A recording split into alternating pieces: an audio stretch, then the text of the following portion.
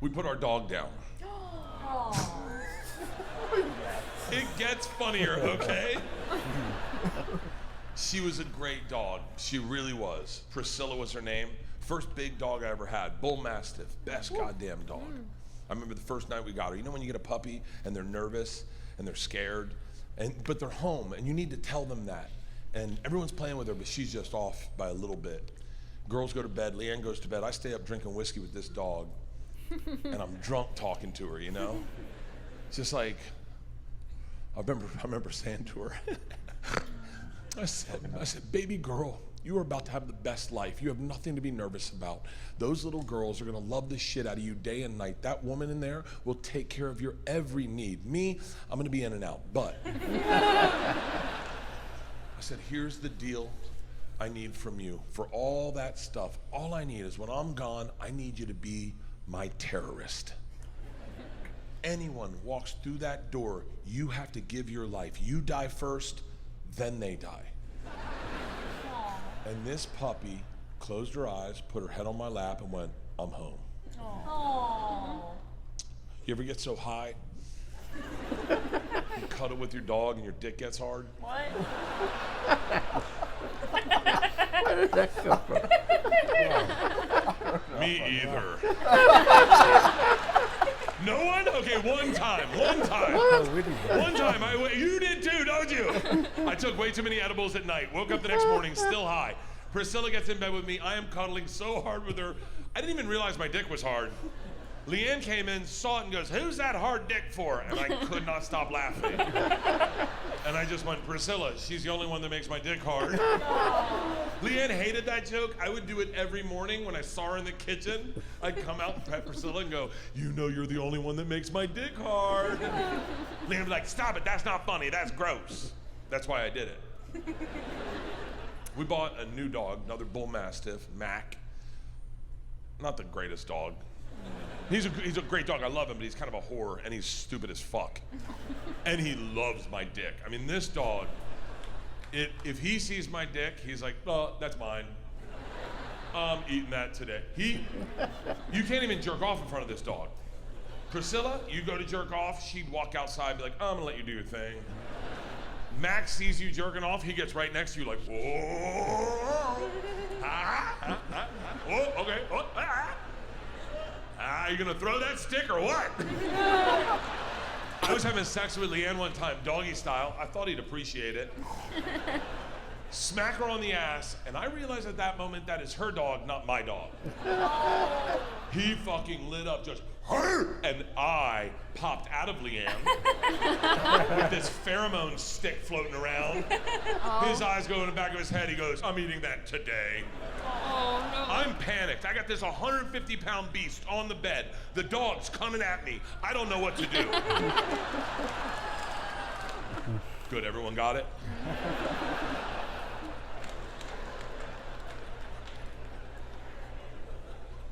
So one morning, Priscilla wakes up, she's having a hard time breathing. Take her to the vet. Vet says to us, it's not good. She has a tumor on her heart. We're gonna have to put her down. Now, here's the deal. I grew up, like a lot of the men in this room, with a father who taught me not to cry.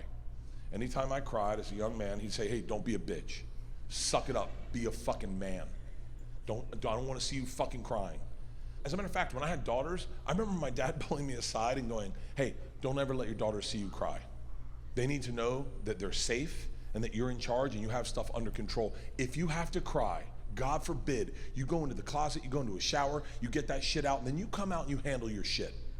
It's not healthy, we know that now.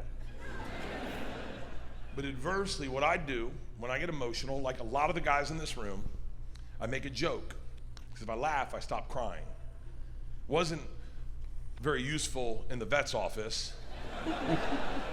He says, we're gonna have to put her down. Leanne starts crying, and I'm start thinking of jokes. But Leanne goes, are we gonna do it here? And he goes, no, you can do it at home. And I go, oh, you want me to do it? I go, what do I, throw her in the pool? This guy has put down a lot of dogs, and he's never heard anyone reply with a joke. And that's the best time to deliver a joke. He is crying laughing. He can't even fight. He's like, no. I go, do I put a pillow over her snout and wait till her tail stops wagging?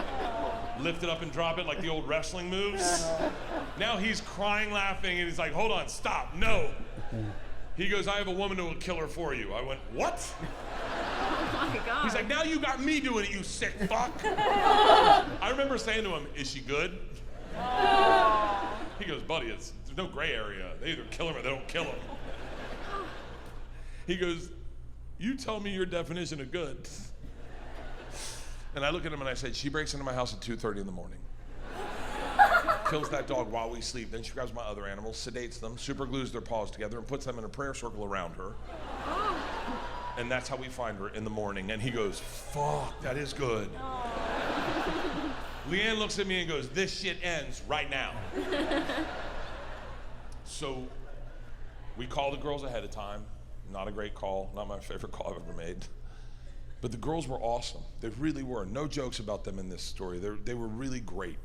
Very proud of them. They went into their bedrooms on their own, pulled off their mattresses, and brought them into the living room, put them out in between the couches so Pris had a place to sleep. And they stayed up with that dog all night long. They told her stories of when she was a puppy. They told her that their favorite things about her. They cried. They processed emotion. Leanne cried with them, not me. I didn't cry. I sat in my recliner and I drank whiskey and I got angry. I was looking at that. We have one dog that should have died 3 years ago. You know the dog. 21 years old, can't see, can't hear. Walks into your living room at 2 in the morning, just. Still there.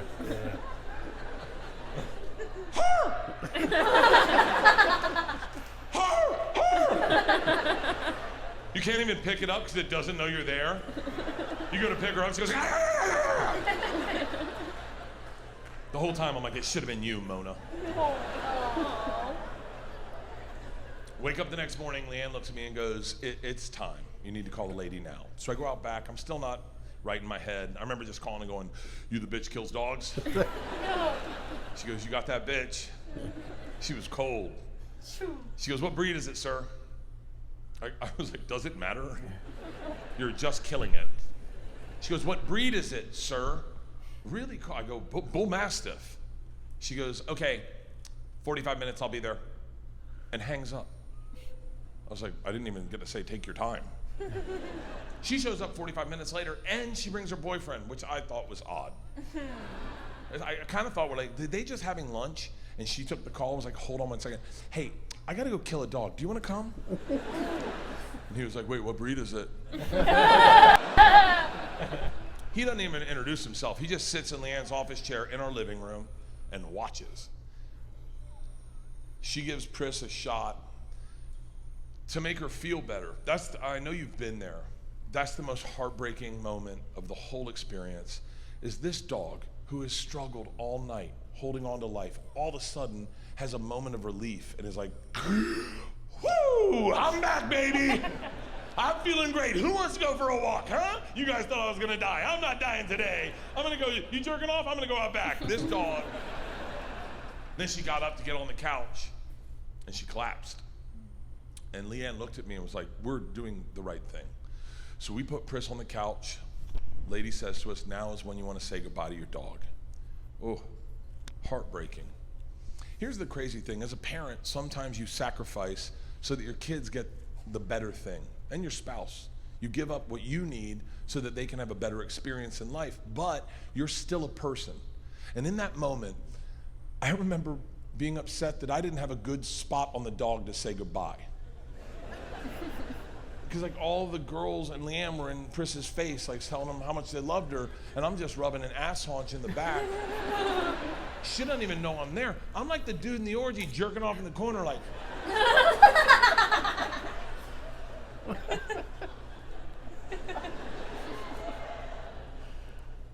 Lady comes in with the next shot, gives it to Pris. Pris passes. Last thing she sees are my girls and my wife telling her they love her. I didn't say goodbye to my dog, which is fine because in my book I'm like, at least I didn't cry. Things settle a little bit. Boyfriend comes over. He's like, hey, I'm Nick. I was like, No. It's a little late for that, Nick. He says, hey man, can you help me get your dog to our Jeep? And I realized why she brought the boyfriend. Like in a minute, it all fucking fall. I then realized why she asked the breed. Because you know early in her career, she neglected to ask the breed to a family, killed their dog, and was standing over a Saint Bernard like,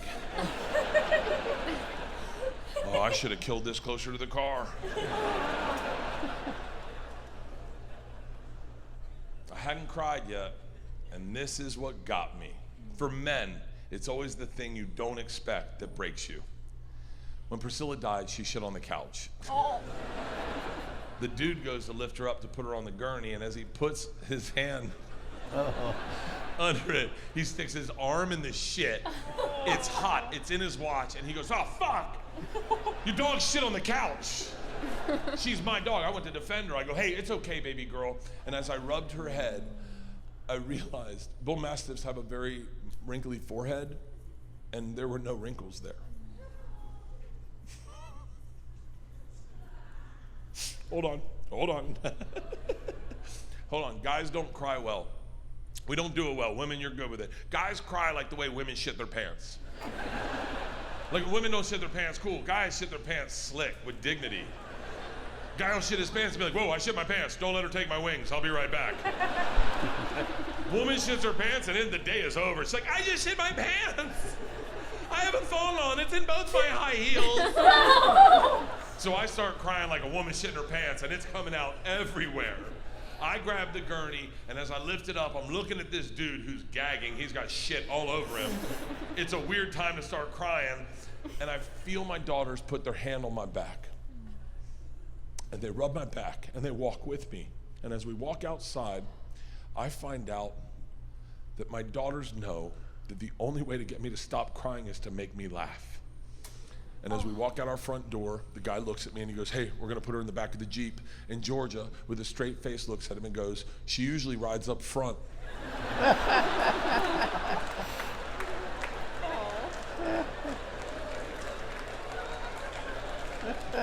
I'm looking at this guy who is confused as fuck. He goes, I was gonna ride up front. She doesn't brake, she goes, she gets car sick. This guy is fucking we'll drive real slow. Put Priscilla in the back of the Jeep.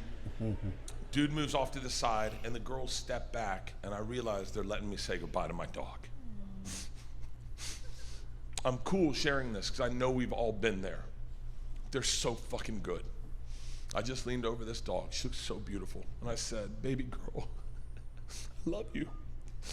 You did everything that was ever asked of you. You were the best goddamn dog. You did fucking your job. You were the best fucking terrorist ever. And this guy's off to the side going, shh. She was a terrorist? Georgia's in the pocket. She goes, better than ISIS. And then I start running through all the nicknames and all the inside jokes I have with my dog. I said, Prispotamus Pot Pie. I'm not gonna cut your ears off. I used to tell her when she was a puppy, those are my fucking ears. When you die, I'm cutting them off and I'm keeping them. Now I'm looking at this beautiful dog going, he would look so silly without ears.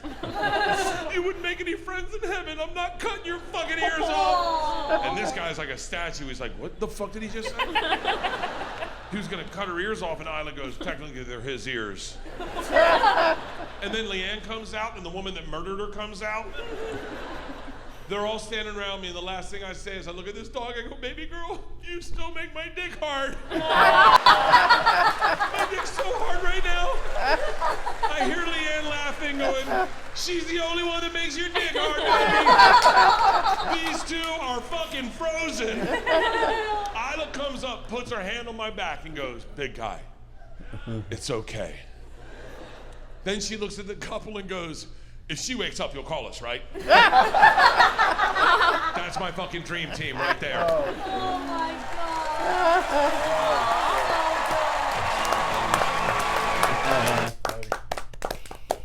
Good one, good one. That was so good.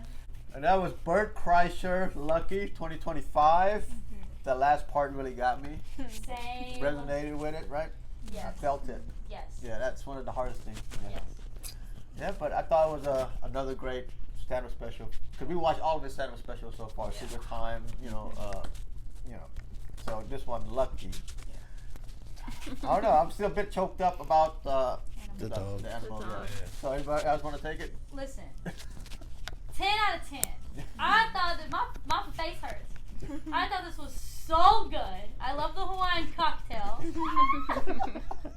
I would watch this again. I would watch all of his specials more than once. Yeah. I think he's so funny. I like to see an extra emotion from him when he got choked up. You could tell he was choked up about his dog. Yeah. You could tell it was there. It's nice to see a second emotion from him. And there wasn't a part that I thought this was slow. Like I really loved the entire thing. I thought it was great. Yeah, his all-star team, the family, because Dream team. The dream team. Yeah. dream So team. basically, we've known about his family throughout all his specials. He mentioned his family every time. Isla's my favorite. Isla, then his wife, Georgia. He always mentions talk about them in his special. That's what Yes. makes people connect with him and all that. Yes. Yeah. I mean, how do you guys feel over here? I like the parade part. I didn't get the. It was Oh, funny the how David he Mike. talked Oh to my Joey God. Diaz and like other people got it right away, and I feel like I felt kind of silly at the end when he put together the Michael David thing. I was like, oh, duh, like duh. Yeah. I just thought the kid was like super confused because I feel like Confused and scared. You're in like a Yeah. really intense social event. So that was really good though. That was funny. I like that one, and I thought the airplane event was really funny too. I liked how he brought back in the mitts multiple times. Yes. Like I thought that was he did a good tie-in with it in different places of the of his monologue. Yeah. Yeah. Is it your first time, Ernie, seeing him? No, I've seen it before. It's pretty good. When you grew up, the mic, it's like static. Uh-oh. Oh, I'll hold it for you. so all this time it's been. Oh no. Whoops. Yeah. When you do that, it It goes. It goes. So that's but you could talk with the mic now. Oh That's yeah. okay. Now Yeah. talk. It's okay. No, I've seen him before But keep your hands on still. Netflix. But keep your hands. Yeah, I've seen him before. Yeah, he's always with the shirt off. Yeah. Yeah. Yeah. Isn't he the one that they call the naked comedian sometimes? I'm not sure. I'm not sure. He No. also has the podcast too Yeah. with Tom. Yeah, but Tom Segura, that's why I said Two that. Bears, One Cave, right? Okay. Yeah. Is that what it Yeah. is? Yeah, I saw him on I was Joe like, am I Rogan. thinking Yeah, that yeah. completely wrong? I might be. You're right. Okay. He's in that circle. That's their circle of friends. Joey Diaz. Yeah. So. I love Joey Diaz. Yeah. When you brought him up, I was like, oh yeah. Oh Yeah, yeah. yeah. Yeah. What you think over there, Brittany? I liked it. I thought it was Yeah. funny. I was laughing the entire time. You were. Me and you were super active in laughing. The flailing over there too. Oh yeah. Yeah. How about Zara over here? Yeah, it was good. I really liked the airplane one. The airplane. There, Yeah. yeah. The best husband ever. Oh my gosh. Yeah. The that's toilet funny. seat stuck. Oh. Yeah, and the cones Oh. too. Oh my god. The cones. That's Yeah. mortifying. The code was Cone's so hilarious, good. right? I wish I could have seen it. You want to add something to end this? I think I like the when he went out with the glass of water. So it went like a celebration of not drinking. So it was like at least losing weight. So it was like the beginning of of something new, something Yeah. fresh. But everybody else was drinking on the crowd maybe. So it was like, yeah, I've done it, but I'm done. Yeah. So he took one sip throughout the whole Yeah. thing, right? Yeah. It went a long time to his set until he drank. And Yeah. it was just like a few sips, right, before he wiped down his sweat. Yeah. He was so proud. It was like, yeah, Yeah. I'm good. I feel like he was telling a part of the story or like bit and wasn't sweating and then immediately All of a was sudden, like yeah. sweating. I was like, Just I don't know. Yeah. I mean, That Florida weather is tricky sometimes. He got nervous about talking about his dog. apparently it'll get Yeah. you. Yeah. So that was a good watch, good reaction on our part. Yes. I So liked it. Yeah. Everybody's good on this? We're good. Yeah, everybody Sure. enjoyed it? Would watch it again. Yeah, so again, that was BERT, KREISCHER, Lucky from 2025. So if you do like our reactions, please like, comment, subscribe, so hit the notification bell, and we'll catch you in the next one. Bye. Cheers.